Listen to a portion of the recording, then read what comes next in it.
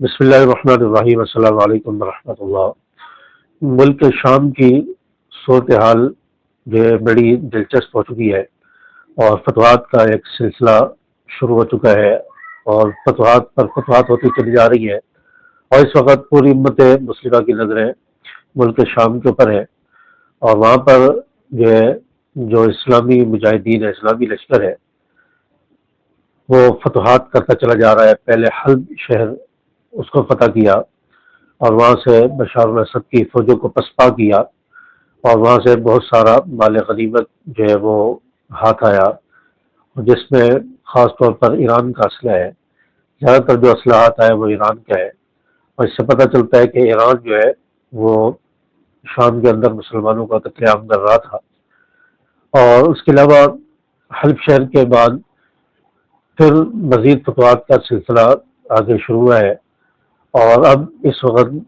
اسلامی لشکر، اسلامی مجاہدین جن کو باغی کہا جا رہا ہے، یہ دمشق کے دارالحکومت میں پہنچ چکے ہیں، اور بہت سارے علاقوں کو فتح کر لیا ہے، اور بہت سارا مال غنیمت ان کے ہاتھ آیا ہے۔ تو یہ ایک بہت بڑی خوشخبری ہے، اور چونکہ قیامت کی علامتوں میں سے بھی ہے کہ ملک شام فتح ہوگا،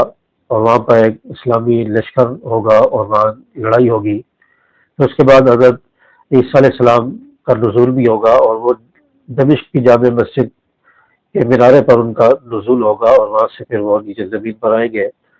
اور امام مہدی کا ظہور بھی ہوگا، اور اس کے بعد پھر دجال کی آمد بھی ہوگی، اور حضرت عیسیٰ علیہ السلام دجال کے ساتھ مقابلہ کریں گے، اور دجال کی فوج کا جو ہے مقابلہ حضرت عیسیٰ علیہ السلام کریں گے، اور حضرت عیسیٰ علیہ السلام کے ساتھ بہت سارے ان کے امتی ہوں گے، اور بہت بڑا ان کا لشکر ہوگا۔ تو یہ روایات احادیث میں ملتی ہیں۔ اور حضرت عیسیٰ علیہ السلام جب ان کا نزول ہوگا تو 40 سال تک غالباً جو ہے وہ دنیا میں رہیں گے، اور اسلامی فتوحات ہوں گی، اور دجال کے جو اعلی ہیں ان کا خاتمہ ہوگا۔ تو یہ ساری صورتحال اس طرف جا رہی ہے، اور الحمدللہ فتوحات بڑھتی چلی جا رہی ہیں۔ شام کے مسلمان جو کئی سالوں سے، تقریباً 14-15 سال سے وہ بشار الاسد کے ظلم سے رہے تھے،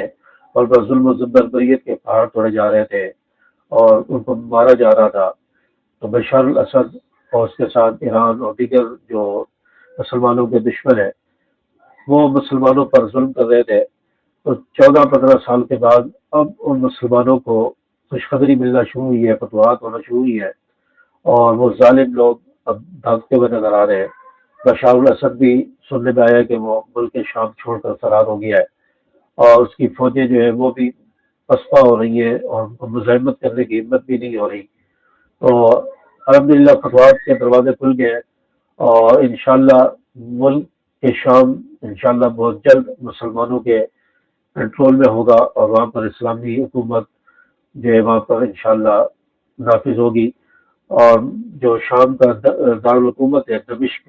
اس پر جو ہے کنٹرول حاصل کیا جا رہا ہے، اور وہاں پر مجاہدین اسلامی لشکر پہنچ چکا ہے،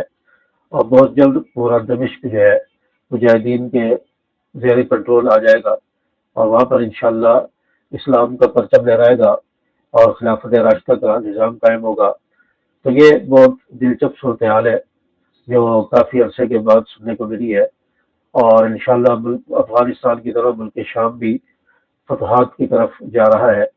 دعا کریں اللہ تعالیٰ جلد سے جلد ملک شام کو جو ظالموں کے شکنجے سے آزاد فرمائے، اور جو اسلامی لشکر ہے اللہ تعالیٰ ان کو جو ہے ان کی مدد و نصرت فرمائے، اور ان کو کامیابی عطا فرمائے، اور مسلمان جو ظلم کے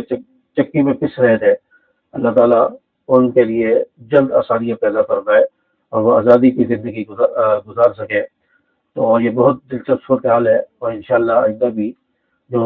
صورتحال ہوگی آپ کے سامنے انشاءاللہ شیئر کی جائے گی۔ تو دعا کریں اللہ تعالیٰ شام کے جو مجاہدین ہیں اللہ تعالیٰ ان کی مدد و نصرت اور حفاظت فرمائے۔ السلام علیکم ورحمۃ اللہ۔